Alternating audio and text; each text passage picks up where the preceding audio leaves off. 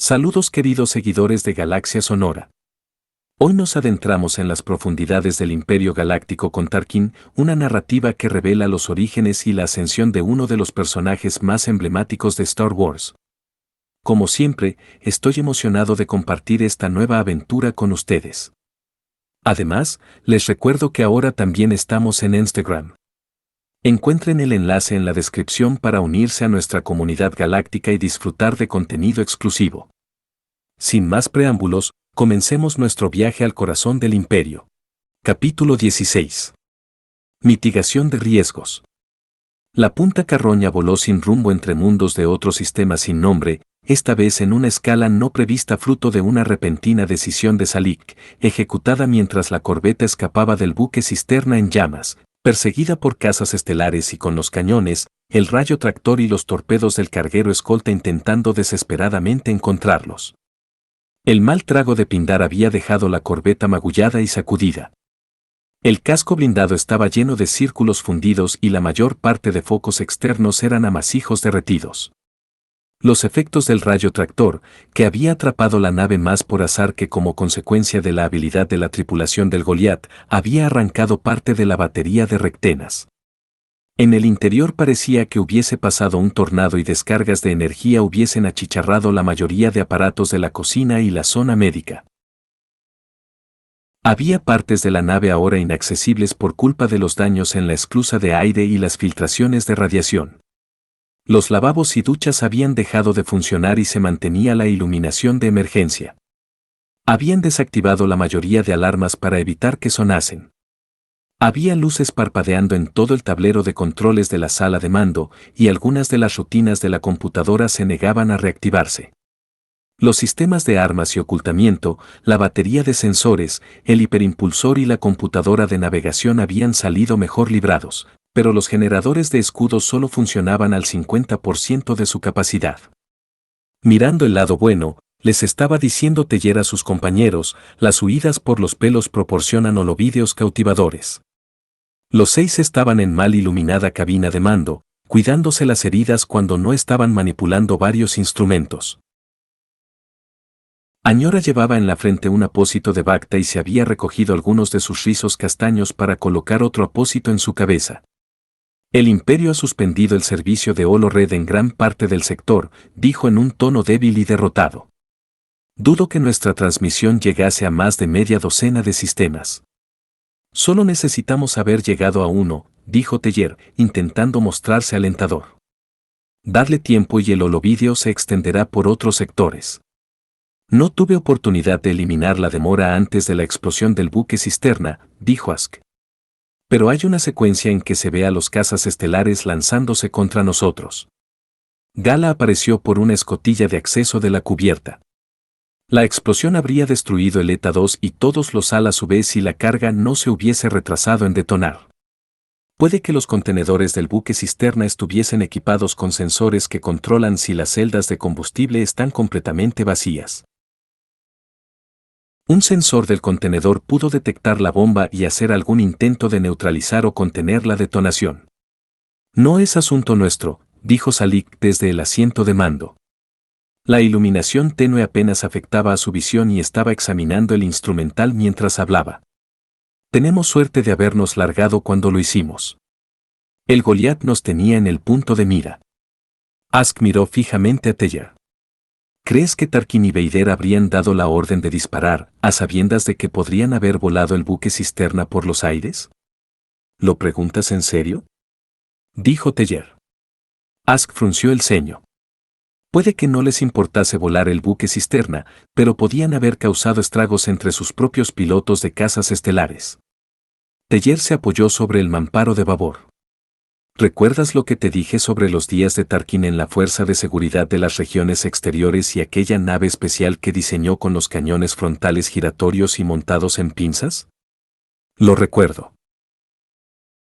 Bueno, no solo los utilizó contra los piratas, dijo Teller. Uno pensaría que habría culpado de los problemas de Eriado a los mundos del núcleo, que se estaban embolsando la mayor parte de los beneficios por el comercio de la lomita de Sesgena. Pero en realidad solo quería acabar con los forajidos que acechaban Sesgena. Cuando las contraofensivas de sus fuerzas dejaron de dar los resultados deseados, Tarkin decidió ampliar el alcance del ejército atacando cualquier grupo que apoyase o diese cobijo a los enemigos de Sesguena. No le importó que los grupos de apoyo se viesen atrapados, amenazados por piratas por un lado y por las regiones exteriores por el otro. Tú podrías llamarlas víctimas civiles, Ask, pero para Tarkin no lo eran. Eran aliados de sus enemigos y eso equivalía a enemigos que merecían cualquier represalia que quisiese tomar contra ellos. Teller frunció los labios y sacudió la cabeza con pesar. Fue brutal lo que repartieron las naves de guerra de las regiones exteriores. Nadie sabe cuánta gente murió ni dónde enterraron los cuerpos. Pero ni con la flotilla que había reunido regiones exteriores podían estar en todas partes a la vez, así que a Tarkin se le ocurrió hacer a sus partidarios responsables de su propia protección y armarlos contra los piratas. Así lograba abrir otro frente contra los piratas y finalmente acabó enfrentando a los distintos grupos de partidarios entre ellos, por miedo a las represalias de regiones exteriores. Fue una especie de aniquilación mutua garantizada y finalmente Tarkin liberó a Sesguena de sus problemas. Teller se quedó callado un instante. Uno nunca sabe qué acontecimientos dan forma a la vida de alguien, a sus elecciones morales. Puede que fuesen los siglos teniendo que defenderse de los depredadores, o los siglos de asaltos de piratas, esclavistas y corsarios los que forjaron el carácter eriaduano. Puede que la historia del lugar se filtrase en su material genético, creando ese apetito por la violencia. Pero ni siquiera eso explica plenamente a Tarkin, porque la mayoría de eriaduanos que he conocido no se le parecen en nada. Teller miró a Ask. Cuando regiones exteriores consiguió ahuyentar a lo que quedaba de los grupos que no había exterminado, Tarkin desvió su ira hacia cualquiera que hubiese llegado a Eriadu huyendo de conflictos intersistemas o en busca de una nueva vida, un nuevo empleo, ya sabes, los que le quitaban el trabajo a los eriaduanos nativos, abarrotando las ciudades y arruinando la economía. Todo el clan Tarkin inició una campaña contra ellos. Daba igual que fuesen humanos o no, la cuestión era que aquellos parásitos sociales estaban impidiendo que Eriadu tuviese las recompensas que tanto merecía y tan duramente se había ganado, y no le dejaban alcanzar el estatus de los mundos del núcleo. Para entonces, Tarkin era el gobernador de Eriadu y probablemente el más popular que el planeta hubiese tenido nunca. Recién salido de la Fuerza de Seguridad de las regiones exteriores y años de vida académica, tenía el apoyo de una camarilla de oficiales influyentes que habían entrenado para convertirse en judiciales, pero que en realidad estaban deseando que se desencadenase la guerra galáctica. Palpatine hizo la vista gorda ante lo que estaba sucediendo en Sesguena, las deportaciones, las purgas, las atrocidades cometidas contra cualquiera que terminase en la lista de exterminio de los Tarkin. Y, como era de esperar, bajo el gobierno de Tarkin Eriadu finalmente alcanzó la celebridad que siempre había reclamado. Se convirtió en la estrella emergente, el planeta al que otros planetas deseosos de ser explotados miraban como un modelo. Así que, por supuesto, los actores invisibles que habían colocado en el poder a Palpatine estaban igual de dispuestos a apoyar a Tarkin. Demonios, había forreado un ejército. Fue el ejemplo de Eriadu el que Coruscant imitó cuando se embarcó en la misma empresa. ¿Por qué crees sino que logró tantas cosas en tan pocos años y se hizo tan buen amigo de Palpatine, de los senadores que estaban presionando a favor de una ley de creación de un ejército y de los miembros del Consejo de Gobierno? ¿Por qué crees que forma tan buena sociedad con Vader? Teller respondió sus propias preguntas. Porque todos ellos comparten el mismo sueño. Son poderosos que saben que es lo mejor para el resto de nosotros, quién debe vivir, quién debe morir, ante quién debemos doblegamos y cuánto, miró a Kala, Artos y Salik. No necesito recordaros lo que Tarkin hizo al final de la guerra, cuando ya no había Jedi para mantener controladas la violencia y venganzas. De no ser así no estaríamos a bordo de esta nave. El emperador va a separar el grano de la paja en las poblaciones de la galaxia hasta que solo queden aquellos a los que puede controlar. Y él, Vader y Tarkin lo conseguirán gracias a un ejército de reclutas incondicionales que podrían ser clones visto el poco criterio personal que demuestran, armas como no hemos visto en miles de años y al miedo. Teller se apartó del mamparo, cojeando levemente mientras se abría paso entre la leve luz hasta uno de los asientos de aceleración.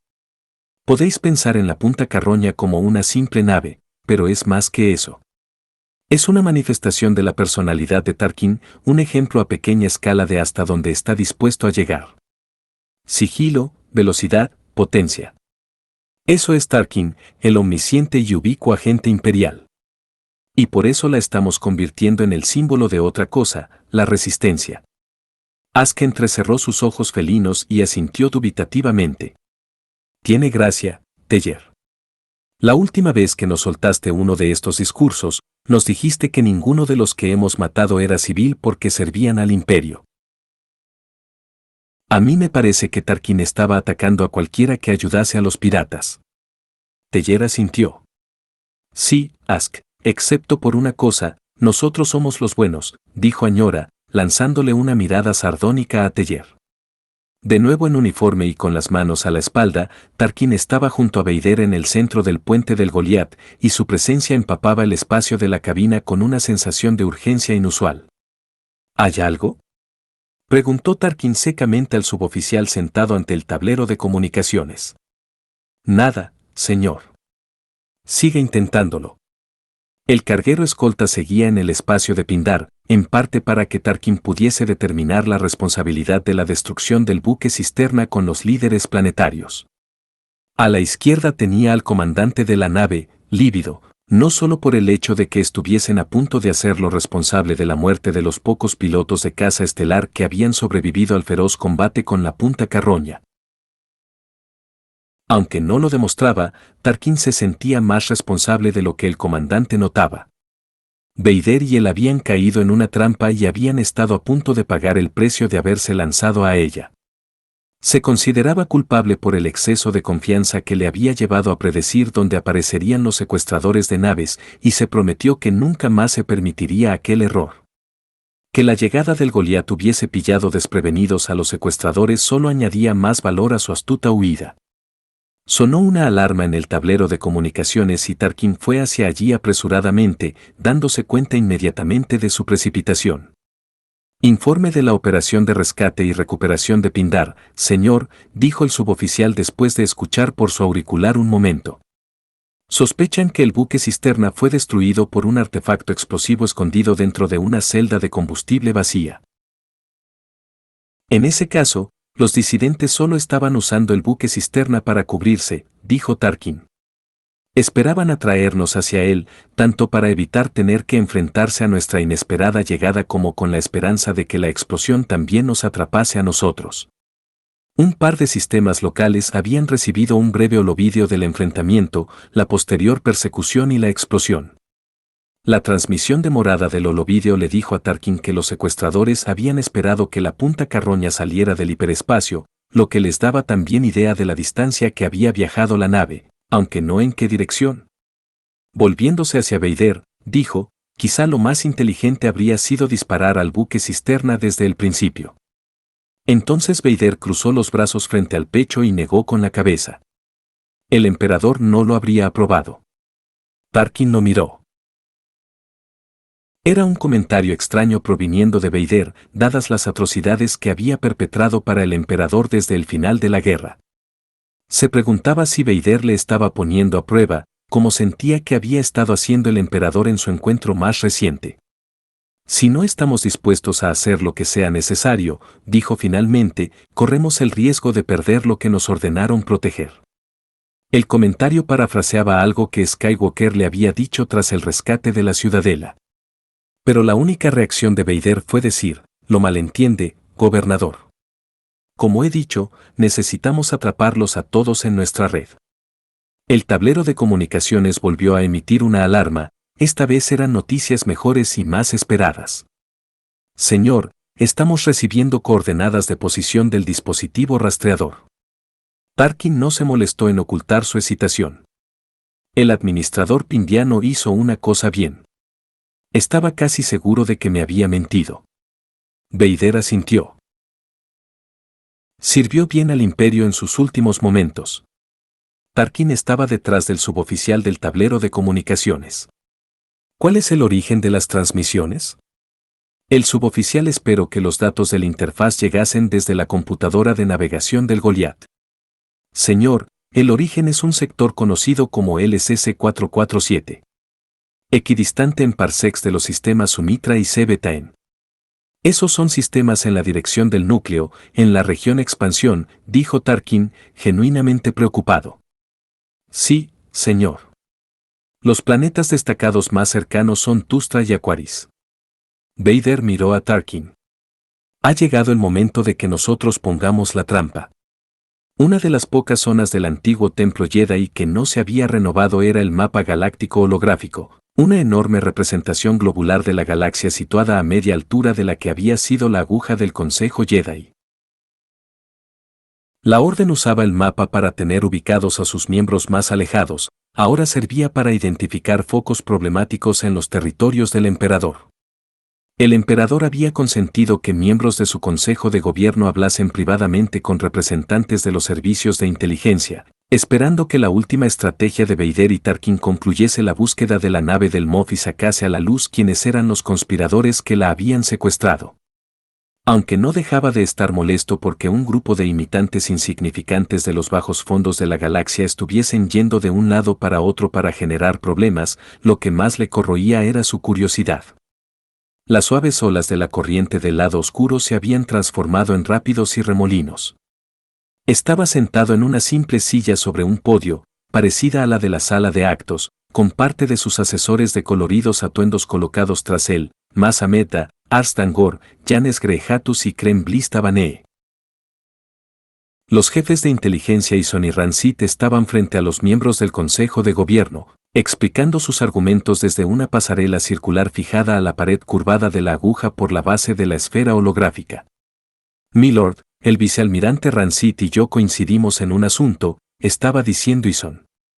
Si el gobernador Tarkin va a seguir tomando decisiones unilaterales como la de Pindar, debería hacerlo desde Coruscant, coordinando los esfuerzos del ejército imperial en vez de perseguir a su corbeta errante por todo el borde exterior.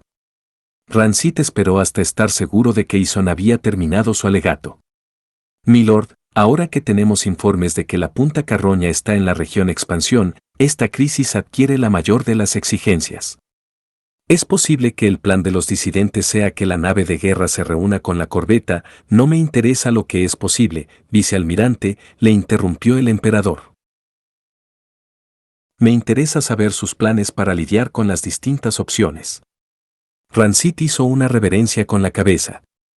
Por supuesto, milord. Aunque debo insistir que inteligencia naval ha detectado actividad inusual por todo ese sector de la región expansión, como si grupos desconocidos estuviesen intentando inundar de tránsito ciertos sistemas estelares. El emperador se inclinó hacia él. Igual que usted está llenando sistemas estelares con nuestras naves de guerra. Rancid parpadeó y se quedó quieto. Milord, solo intentamos proteger nuestros intereses en esos sistemas.